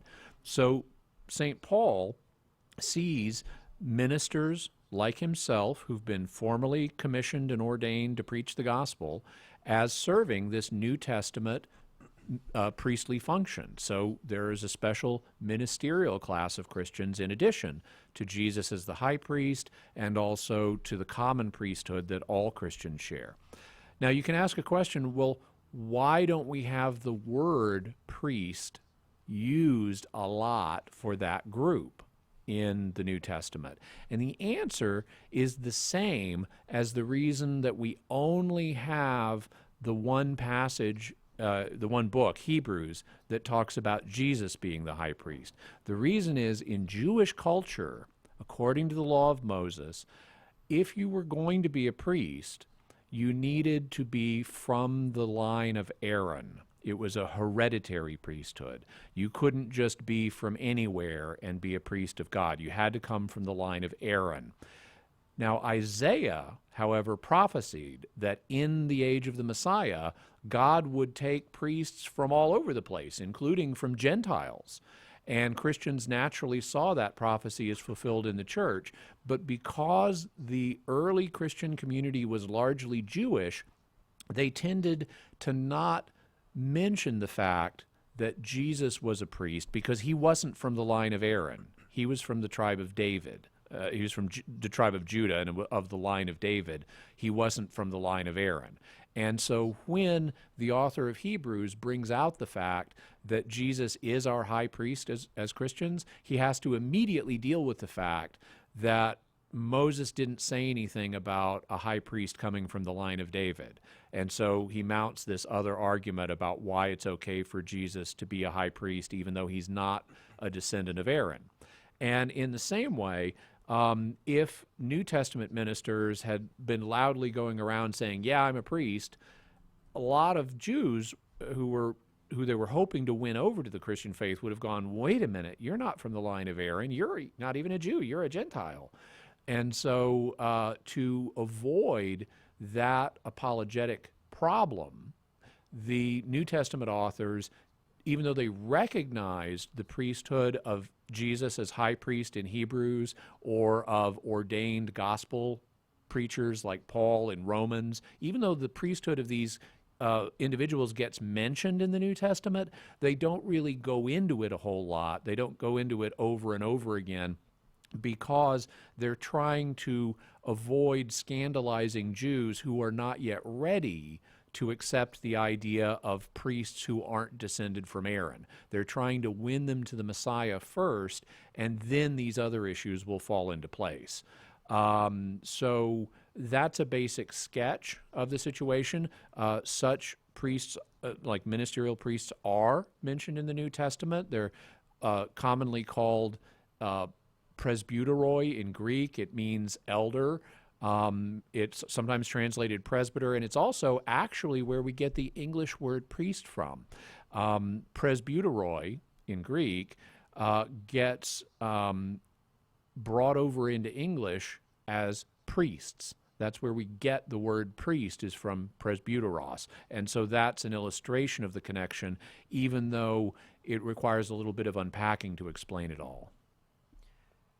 All right. Well, I hope that answers your question and answers a little bit about, some other questions too. Presbyteros. I mean, Jimmy, if I recall correctly, you were a Presbyterian, right? Correct. But no priests in the Presbyterian Church. Not that they acknowledge in the ministerial sense, no. Not in the ministerial sense, which is that other sense that we were just talking about. So, yeah, a lot to chew on there, and we've got some more calls. We got to hit a quick break, but we'll get to Michael Shelby at least, and hopefully more. So stay with us on Catholic Answers Live. Jimmy Akin taking your calls. I'm Matt Swain. We'll be back in a moment. Miss a show? Make sure to catch up by downloading the podcast, available online at Catholic.com.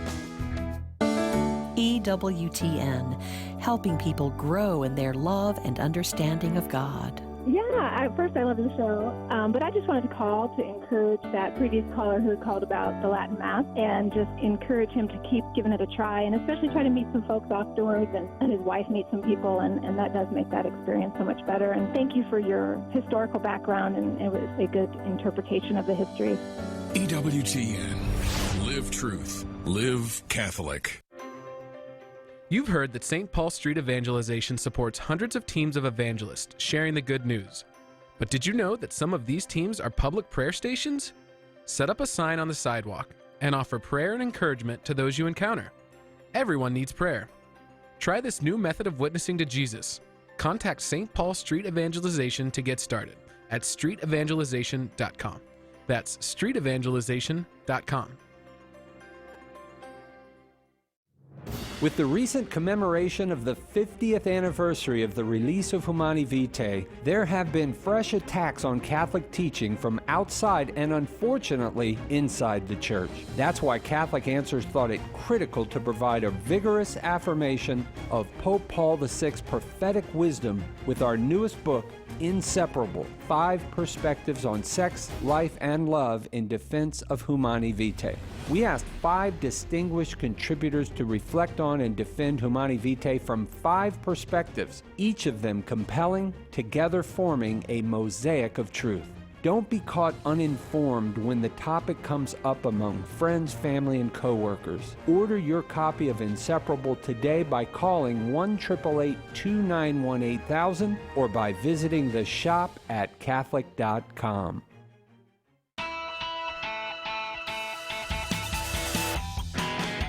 We're back on Catholic Answers Live.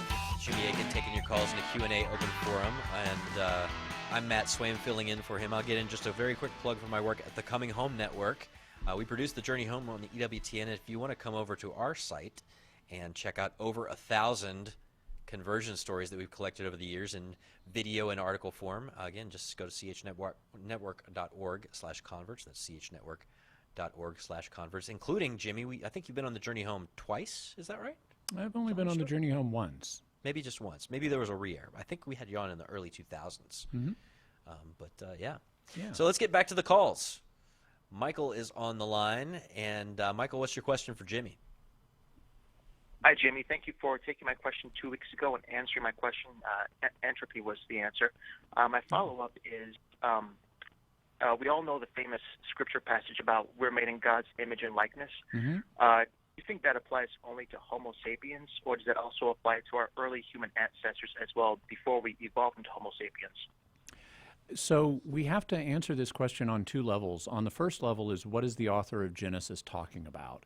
And that's the literal sense of the text. And so in Genesis 1, we have God say, let us make man in our image. And he uses the plural there. And scholars have debated exactly why God uses the plural. One theory is that this is a royal plural, kind of like Queen Victoria is alleged to have said, we are not amused, meaning I am not amused. However, we don't really seem to have good evidence that there was a royal plural in ancient Hebrew. And so a logical way to take it is that God is addressing his heavenly council. So that would include God himself, the 3 persons of the Trinity, as well as angels who are also in heaven. Now, when he says, let us make man in our image, it could sound like he's expecting the angels to make man, but that's not what the text of Genesis reveals. The text attributes the creation of man just to God. And the situation would kind of be like, this is an example that evangelical theologian Michael Heiser has mentioned. It's kind of like if I said to a group, let's suppose I'm planning on buying dinner for everybody, and I said, let's get pizza. Well, I'm talking to the group, but I'm announcing my plans. I'm going to buy us pizza. And that seems to be what's happening. Something like that is what's happening here. God's talking to the heavenly council, but he's announcing his plans. I'm going to make mankind in our image. And that would suggest that the angels, like man, also share the divine image. So if that's the case, then that would indicate that the image of God is shared both by angels and by man. We both relate to God as his image in the world. But the author of Genesis is completely unaware of any prior ancestors to humans. God didn't choose to reveal to the ancient author the fact that there had been, at least according to modern science, that there had been any ancestors of the human race that weren't fully human. And so that question is not addressed on the literal level of the text. But can we go on to say anything about it? Can we extend the principles that are contained in the text to cover that situation? Well, I think we can. One of the things that Catholic theology has recognized is that all of creation reflects the Creator in one way or another, to one degree or another. We all reflect the glory of God. And so I don't think it's so much a question of, do other creatures bear any likeness to God, but in what ways are they like God, and in what ways do they display God's glory? And so if you pose the question in that way, then it would seem that every creature reflects God's image in a certain way, not in the way humans do, not in the way angels do, but in a certain way.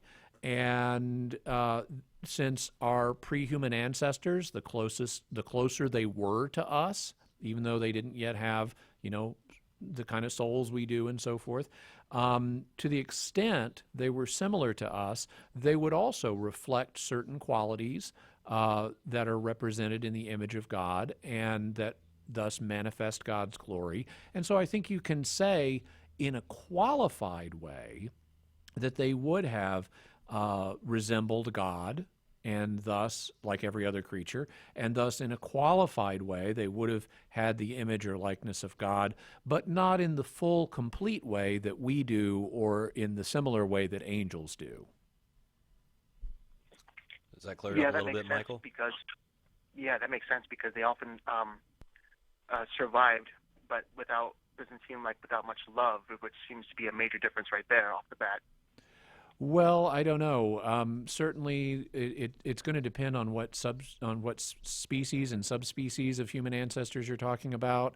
The existence of affection for other members of one's own species, though, is something that is present in a lot of different of God's creatures, and so I wouldn't say necessarily they didn't have love. It wouldn't have been the full sense of human love that we have, but they could have had affection for each other the way, dogs in a group of dogs or wolves in a pack of wolves may love each other. So I hope that helps. Yeah, I hope it does. I think we can work in at least one more call. Let's go to Shelby in Dallas, listening on 910 AM Guadalupe Radio. Shelby, welcome to the show. Hi there. Thank you so much for taking my call. So my question is, I'm getting married actually 3 months from today. Congratulations. And thank you. And we've been learning about natural family planning, but I know what it is. It's, abstaining from marital relations to prevent pregnancy or engaging to cause pregnancy. By the way, Shelby, just so you know, we're coming right down to the end of the show, so if you could give me your question, I want to make sure I can give you a good answer. Absolutely, thank you. Anyway, so basically I have heard conflicting views on what grave matter is. Mm-hmm. So if you could explain kind of what that is and maybe some practical examples of when a couple could or shouldn't use NFP. Okay. So the term grave matter is used in some sources regarding what you need in order to be able to legitimately use NFP, but it's not actually found in the relevant papal encyclical Humanae Vitae. Instead, Humanae Vitae says that for a just cause, not for a grave cause, but for a just cause, one can use natural family planning. And a just cause is basically anything that's reasonable. It's a much lighter standard than having a grave necessity. So if you say, well, we don't want to have a kid so we can spend all our money on ourselves and, be rich, that's not a just reason. But if it's like, we need to build financial security for our family so that we can provide for our children when we have them, so we want to delay for a little bit, that could be a just cause for using NFP on a temporary basis. Yeah, that's a much longer answer in the weights, but there's music coming up. So Jimmy Akin, in the meantime, I just want to say thank you for letting me sit by your side. My pleasure. For the past hour, I'm Matt Swaim. Thanks for listening to Catholic Answers Live. Find out more about our work by going to Catholic.com. We'll see you there.